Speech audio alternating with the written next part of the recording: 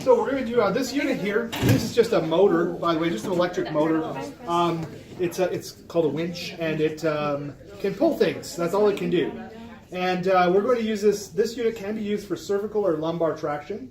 We're going to learn this next week that traction tables usually are split. They have an ability to lock it and then open it so that when the traction's pulling, the bed will actually split. In this case, we don't have that, so we're going to have to deal with some friction. No big deal. The parts that we need for lumbar traction, you need a thoracic belt, which is up here. I have it attached to the top of the bed. I keep it there, and hopefully it never goes missing. Then we have a lumbar belt, which is down here. And you see I've already laid this out. I've laid it out in such a way that when the person lies down on this table, I'll be able to get this around kind of their ribs. I've got a little transfer belt that I'm going to use to kind of hold it all together. This one has two buckles. I'm going to click those in. They have to sit above the iliac crest, by the way.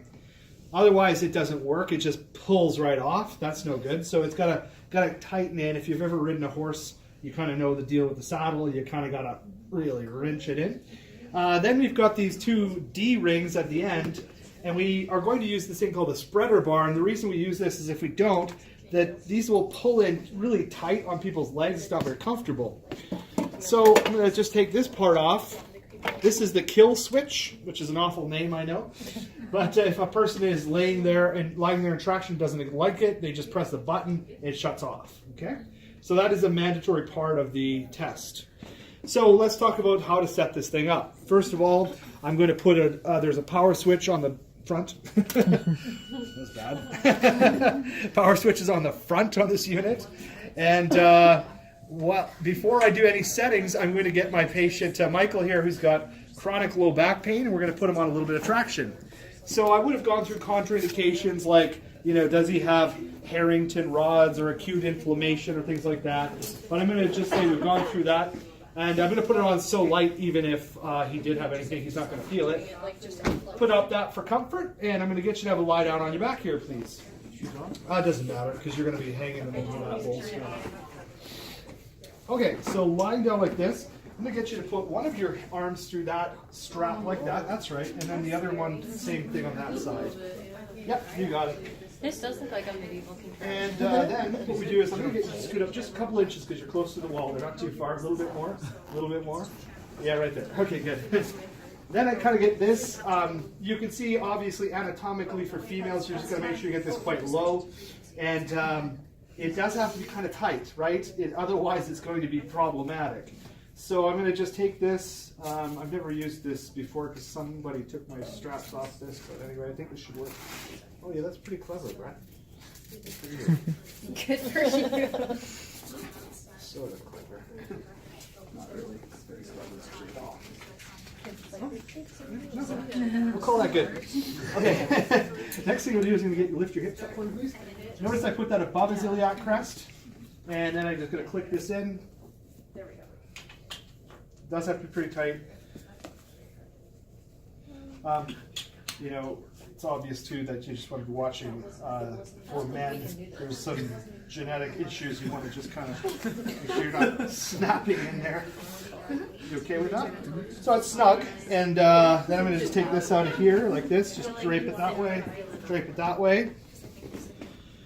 Then we put a bolster, and the bolster is going to go under his knees. Now, the reason for the bolster is that just by putting him up in this position, I flexed his spine.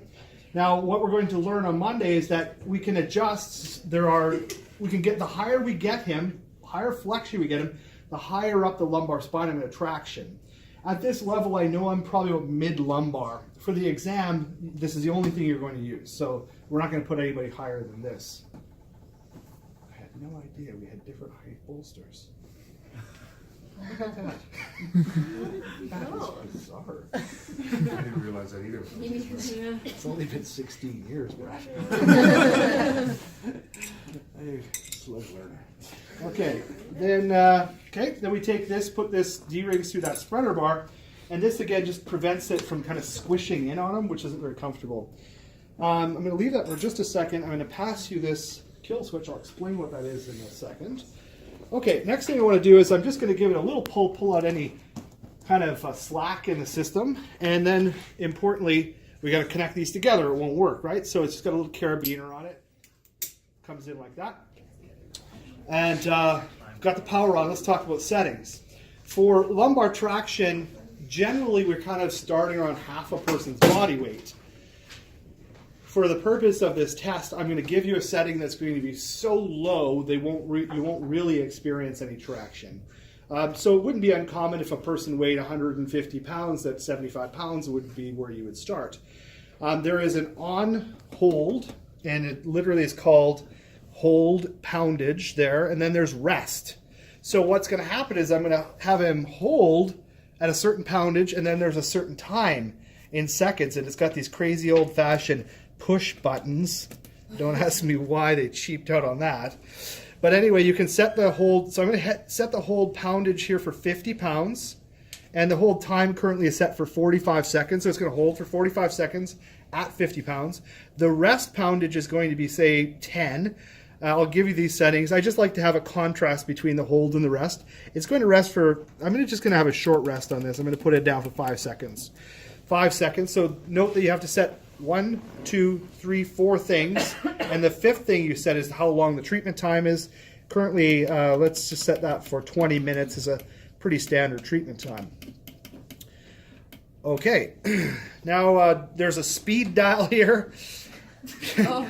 It doesn't make really much difference between slow and fast. I just put somewhere in the middle. That's just all you need there. On the very back is, I think, there's a volume here. Don't need to touch that. So I've got Michael with his kill switch, which is good. Everything's set up the way I want it. Michael, we're going to press start here in a second. It's going to pull, and then it's going to hold for about 45 seconds at 50 pounds, and then it will relax. It'll relax for 5 seconds, and then it'll keep cycling like that. I'll stay with you for one complete cycle, make sure everything goes well. You're going to have that switch. If anything bothers you at all, press the button. It'll just shut it off. Everything looks good. I just do one final check, make sure everything is the way I want it. That rope should be through that groove there. Everything looks good. I'm ready to press the big start button, and away we go. You can see how much it's pulling, 20 pounds, 25 pounds, and so on.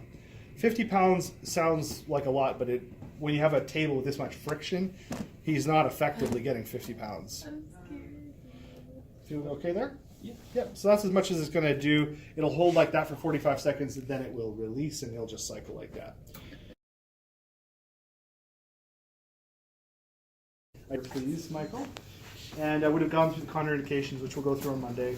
And I'm going to get you to gently bring your head down. And I just start to make these little adjustments. That's where I want it. These pads, normally what would happen is I'd tighten them up here, and they would snug up around the base of his occiput.